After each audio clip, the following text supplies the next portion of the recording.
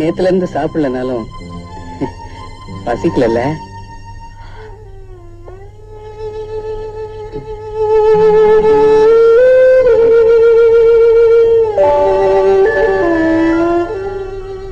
உங்களுக்கு பசிக்குதா? இல்ல. தண்ணி கொண்டு வரட்டுமா? வேண்டாம் வேண்டாம்.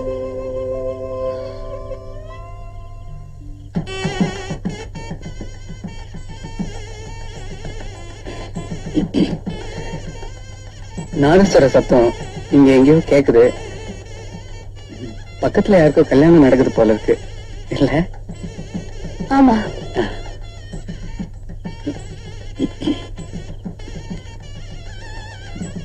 சொல்றமே நீ தப்பா நினைச்சு வேண்டாம். சொல்லுங்க. கல்யாண வீட்டுல மாப்பிள்ளை வீட்டுக்காரங்களுக்கும் பொண்ணு வீட்டுக்காரங்களுக்கும் நம்மள யாருன்னே தெரியாது. நம்ம ஏன் அங்க போய் சாப்பிடக்கூடாது?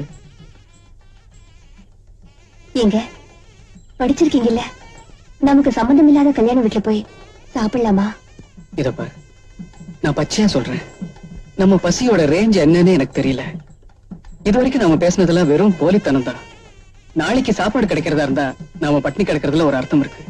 இல்ல நாளன்னைக்கு கிடைக்கிறதா இருந்தாலும் நிச்சயமா அதுலயும் ஒரு அர்த்தம் இருக்கு. ஆனா நம்ம பசியோட ரேஞ்ச் என்னன்னே தெரியல. அப்புறம் இஷ்டம். நான் பட்டினி கிடக்கிறதுக்கு எனக்கு உரிமை இருக்கு. ஆனா உங்களை பட்டினி போடுறதுக்கு நிச்சயமா எனக்கு உரிமை இல்ல. யோ சீக்கிரம் சாம்பார் குடியா, சாம்பார். யோ சாம்பார் சரியா? ஹலோ, தொழில கவனியா.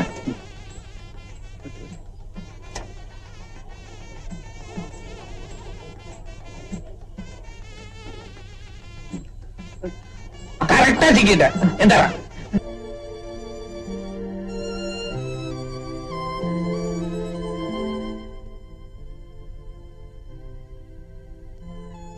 சாப்பாட்டுல கைய வச்சதுக்கு அப்புறம் உங்களை வெளியே அனுப்புனாங்க.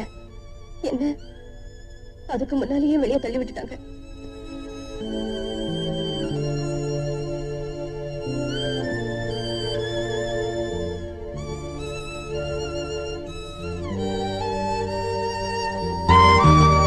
பிலோமினா, நடந்து போன சம்பவம் மனசை எவ்வளவு பாதிச்சிருக்கும்னு எனக்கு நல்லா தெரியும்.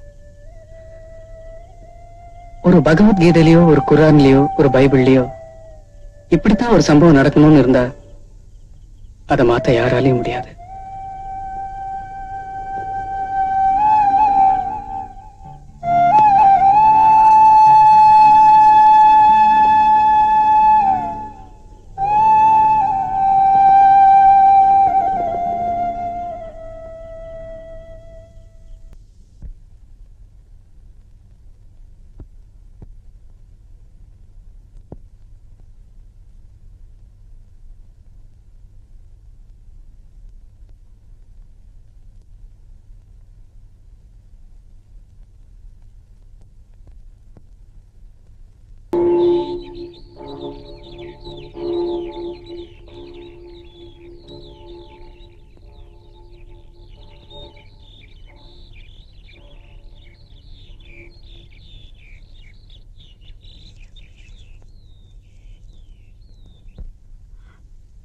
என் மனசுல இருக்கிற வேதனைகள்ல கடல் நீர்ல கையளவு நீர் எடுத்துதான் இந்த கடிதத்தையே நான் எழுதுறேன்.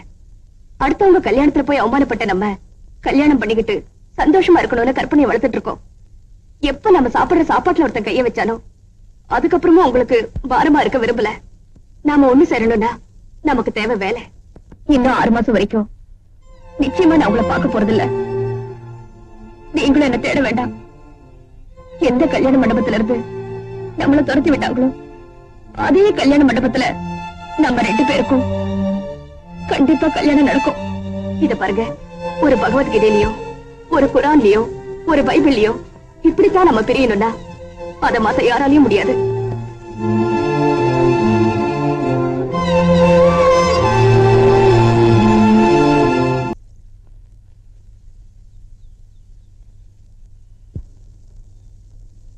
என்ன இப்படி பாக்குறீங்க? நீங்க பாத்துக்கிட்டு இருக்கீங்களே காரு, அது என்னது? இத மூடுங்க. கார் ரிப்பேர் ஆயிடுச்சுங்களா? தண்ணி ஊத்துனே சரியாயிடுச்சு. தண்ணியிலே சரியாயிடுச்சுங்களா? ஆமா, எங்க போயிட்டு இருக்கீங்க? ஊட்டிக்கு. உங்களுக்கு சொந்த ஊர் இது? மதுரை பக்கம். மதுரையில எங்க? உசிலம்பட்டி. உசிலம்பட்டியில கருமாத்தூர். கருமாத்தூர் தெரியுங்களா? தெரியாது. கொஞ்சம் தள்ளுங்க. இருங்க அவசரப்படாதீங்க. உங்களை ஒண்ணு கேட்கணும். உங்களுக்கு அப்பா அம்மா இருக்காங்களா? இருக்காங்க. கூட பிறந்தவங்க யாராவது இருக்காங்களா? இருக்காங்க.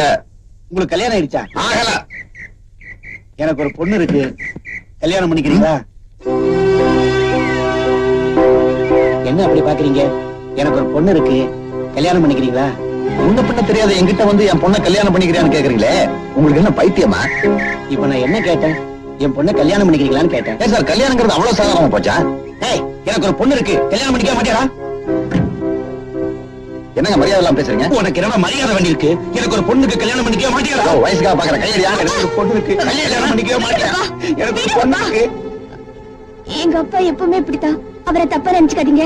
இவதான் என் பொண்ணு. அவளை கல்யாணம் கட்டிக்க. அப்பா சும்மா இருங்க. எப்ப பார்த்தாலும் அவருக்காக நான் மன்னிப்பு கேட்டுக்கிறேன். அவரை மன்னிச்சிடுங்க. வாங்கப்பா. இவளை கல்யாணம் பண்ணிக்கிறியா? என் பொண்ணு இவளை கல்யாணம் பண்ணிக்கிறியா? என் பொண்ணு இவளை கல்யாணம் பண்ணிக்கிறியா? எப்ப பார்த்தாலும் இப்படி பண்றீங்க. எவ்வளவு சொன்னாலும் கேட்க மாட்டேங்கிறீங்க. உன் வயசுல உள்ள பொண்ணுங்களுக்கு எல்லாம் கல்யாணம் ஆயிடுச்சு. ஆனா என்னால உனக்கு கல்யாணம் பண்ணி வைக்க முடியாம போயிடுச்சம்மா. நான் மட்டும்தான் பாவம் பண்ணவன்னு நினைச்சேன்.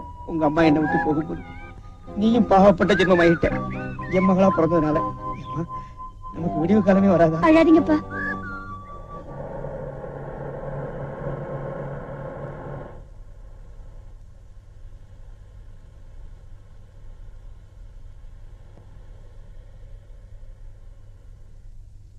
மளிகை கடைக்காரரை பார்த்து வந்துடுறேன். கதவை சாத்திக்க.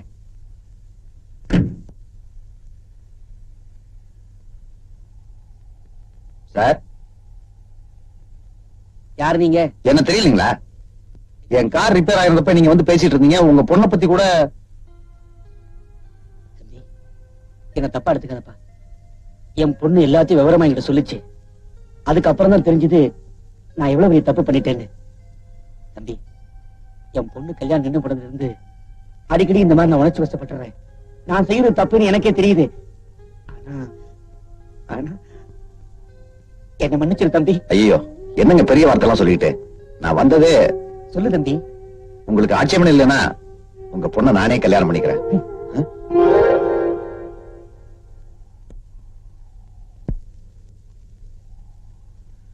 ஏன் அப்படி பாக்குறீங்க? நான் இப்ப என்ன கேட்டேன்? உங்க பொண்ணை கல்யாணம் பண்ணிக்கிறேன்னு சொன்னேன். போகாதீங்க, போயிடாதீங்க, போகாதீங்க ஐயா, போகாதீங்க. முதல்ல பொண்ணு வார்த்தையை காப்பாத்து, அப்புறம் தான் கல்யாணம். போகாதீங்கம்மா, போகாதீங்கம்மா. கல்யாணம் நடந்து கொடுத்துட்டு போங்க. ஐயோ, ஐயோ, மான மரியாதையா போயிடுது. முடியாங்க. போகாதீங்க, போகாதீங்க. மாப்பிள்ளை, என்னையா இந்த கல்யாணத்தை நடத்தி கொடுத்துருக்கு மாப்பிள்ளை. 15,000 ரூபாய்க்கு பைசா குறைஞ்சாலும் எங்க அண்ணன் தாலி கட்டினாலும் கட்டுவார் தவிர நான் தாலி கட்ட மாட்டேன். அப்படி எல்லாம் சொல்லாதீங்க மாப்பிள்ளை. சொந்தக்காரங்களை எல்லாம் கூட்டிக்கிட்டு கல்யாணத்துக்கு வந்திருக்கிறேனே, அதுக்காகவா பணம் கேட்கிறேன்? சொந்த கார்ல வந்திருக்கிறேனே, அதுக்காகத்தான் பணம் கேட்கிறேன். இந்த பார், இது என்ன மைனர் செயின்? மைனர் செயினுக்கா பணம் கேட்கிறேன்? சொந்த கார்ல வந்திருக்கிறேனே, அதுக்காகத்தான் பணம் கேட்கிறேன். இந்த பார், வைர மோதிரம் எல்லாம் போட்டிருக்கிறேன், அதுக்காக பணம் கேட்டோம். சொந்த கார்ல வந்திருக்கோம், அதுக்காக தான் பணம் கேட்டோம். அப்படி எல்லாம் சொல்லாதீங்க. என் பணத்தை தொலைச்சிட்டேயா? ஏன்றா கதைய? சத்தியமா சொல்றையா, சத்தியமா சொல்றேன். நான் பணம் கிடைச்ச உடனே உங்கள்ட்ட கொண்டு கொடுத்துறேன். பணம் கிடைச்ச உடனே சொல்லி அனுப்பு. சொந்த கார்ல வந்து தாலி கட்டுறேன். ஐயா, அப்படி எல்லாம் சொல்லாதீங்க. என் பொண்ணை கல்யாணம் பண்ணிக்கியா? முடியாதியா? என் பொண்ணை கல்யாணம் பண்ணிக்கலாம். முடியாது. என் பொண்ணை கல்யாணம் பண்ணி சொல்லியா? என் பொண்ணை கல்யாணம் பண்ணி சொல்லுங்கய்யா. நீங்களா முடியாதியா? ஐயா, கல்யாணம் பண்ணிக்க மாட்டீங்களா? அப்பா, அப்பா, உன் கல்யாணம் நின்னு போச்சு. உன் கல்யாணம் நின்னு போச்சு. உன் கல்யாணம் நின்னு போச்சு. மைனர் செயின் போட்டிருக்கிறவனுக்கோ வைர மோதிரம் போட்டிருக்கிறவனுக்கோ இந்த ஜென்மத்தை நான் என் பொண்ணை கொடுக்க மாட்டேன். ஏங்க கேட்காம போடான்னு சொல்றதுக்கு முன்னாடி இந்த இடத்தை விட்டு போயிடு. மறுபடியும் சொல்லுமா?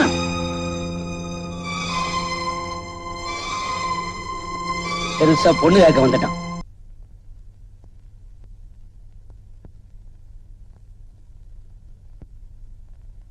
துரை, ராசப்பன், சீனிவாசன், நஞ்சப்பன். அப்பா ஒரு வீடு இங்கதான். நீ போயிட்டுமா, நான் இதை கொடுத்துட்டு வந்துடுறேன்.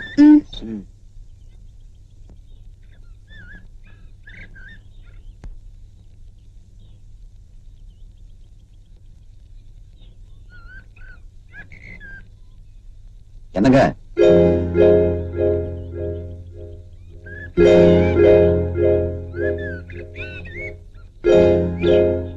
அப்பா கல்யாண பத்திரிக்கை கொடுத்தாரு. மதுரை மீனாட்சியை தரிசிக்க பஸ்லயும் போலாம், வைகையிலையும் போலாம், பாண்டியன்லயும் போலாம். ஆனா நான் வைகைக்காகவே காத்திருந்தேன் மீனாட்சியை தரிசிக்க. என் டைம் எல்லாம் வேஸ்டா போச்சு. கல்யாணம் ஆகிறதுக்கு முன்னால ஒரு பொண்ணோட மனசு புறம்போக்கு நில மாதிரி, அதுல யாரு வேணாலும் வீடு கட்டலாம். ஆனா இப்ப பட்டா போட்டாச்சு. என்னைக்காவது கிடைக்கின்ற நம்பிக்கையில எத்தனை வருஷம் வேணாலும் காத்திருக்கலாம். இனிமேல் கிடைக்காதுன்னு திட்டவட்டமா தெரிஞ்சதுக்கு அப்புறம் ஒரு நிமிஷம் கூட வேஸ்ட் பண்றது தப்பு. ருக்கு, நீ எங்க இருந்தாலும் நல்லா இருக்கணும், நல்லா இருப்ப. அதுக்கு காரணம் கள்ளங்கப்படம் இல்லாத உன் மனசு. வர்றேன். இவ்வளவு நாள் இங்க இருந்தேன், உன் கல்யாணத்தை பார்த்துட்டு தான் போவேன்.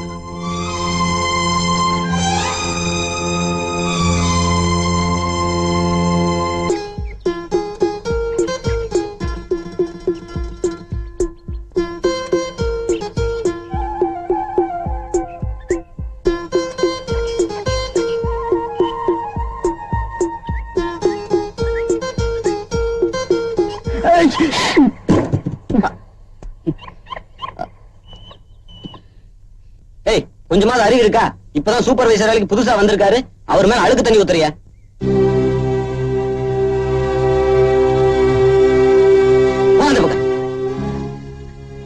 சாரி சார், அவளுக்கா நான் உங்ககிட்ட மன்னிப்பு கேட்டுக்கிறேன். மூஞ்சியை பாரு, திருவிழாவுல காணாம போனவ மாதிரி.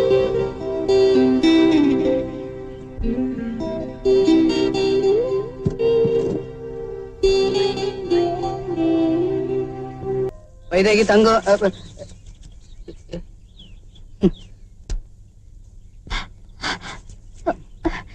என் பேர் ருக்மிணி. உன்னை யார் கேட்டா? நான் கேட்கவே இல்லையே. இங்க இங்க இங்க என்ன? சாவி ரூமுக்கு போன. ரூமுக்கா? எதுக்கு? அங்க சாவி இல்ல. சாவி என்கிட்ட தான் இருக்கு. என்ன? ரூம துடைக்கணும். ஐயோ, நீதான் தொடச்சு வைக்க சொன்னா உடைச்சு வைக்கிற ஆளாச்சே. இத பாருமா, உனக்கு வேலையும் கிடையாது, ஒண்ணும் கிடையாது. எல்லாத்தையும் நானே பாத்துக்கிறேன். இத பாரு, இனிமே இந்த பக்கமும் வராத. இந்த லிஸ்ட்ல இருந்து உன் பேரை சுத்தமா அடிச்சாச்சு.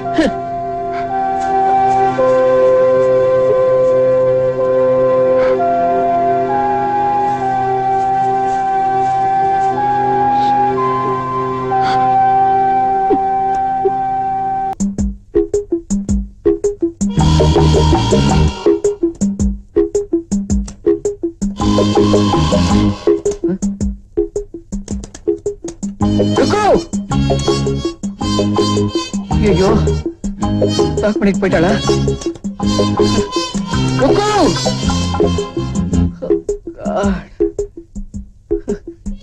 கையில வர 9 மணிக்கு கொடுக்கணும்.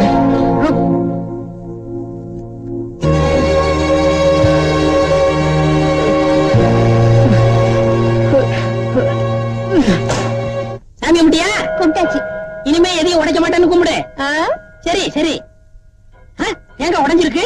நீ உடைச்சியா ஐயா உடைச்சாரா? நான் தான் உடைச்சேன். எனக்கு தெரியும். சாமி கூப்பிட்டாச்சாம்மா? கும்பிட்டப்பா. நான் சாமி கூப்பிட்டு வந்துடுறேன். கீழே இரு.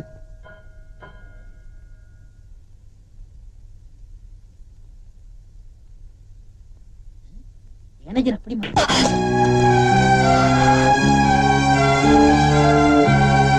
உன்னால எத்தனை தொல்லைகளை தாங்கிக்கிறது? உங்க அப்பா ஏன் பைத்தியமா இருக்காருன்னு இப்ப அது புரிஞ்சுக்க. அவருக்கு பிறந்தவதான நீ, கொஞ்சமாவது அந்த புத்தி இல்லாம போயிடுமா? எதுக்கு தம்பி? இவ உங்ககிட்ட போய் சொல்றேனே, உங்க மகளோட யோகியதை உங்களுக்கு தெரியுமா சார்? என் முக்கியமான ஃபைல்ல இங்க கொட்டி நாசம் பண்ணிட்டா. இப்ப என் பாஸ் கேட்டா நான் என்ன பதில் சொல்றது? நீ போமா போமா. தம்பி, என் கண்ணு முன்னாடியே என் பொண்ணு நீ அடிச்சுட்ட.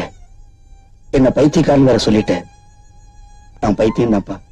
பெத்த பொண்ணுக்கு ஒரு கல்யாணத்தை பண்ணி வைக்கணும்னு நினைச்சனே, நான் பைத்தியக்காரன் தான்ப்பா. கல்யாணம் நல்லபடியா நடக்கணுங்கிறதுக்காக இருந்த ஒரே ஒரு வீட்டையும் விலைக்கு வித்தனே, அதுவும் பைத்தியக்கார பணம் தான்ப்பா. வித்த பணம் 12,000 ரூபாய் எடுத்துக்கிட்டு அஷ்டலட்சுமி கோயிலுக்கு போகும்போது 21D பஸ்ல அத்தனை பணத்தையும் தொலைச்சேனே, இந்த மாணிக்கம் பைத்தியக்காரன் தான்ப்பா.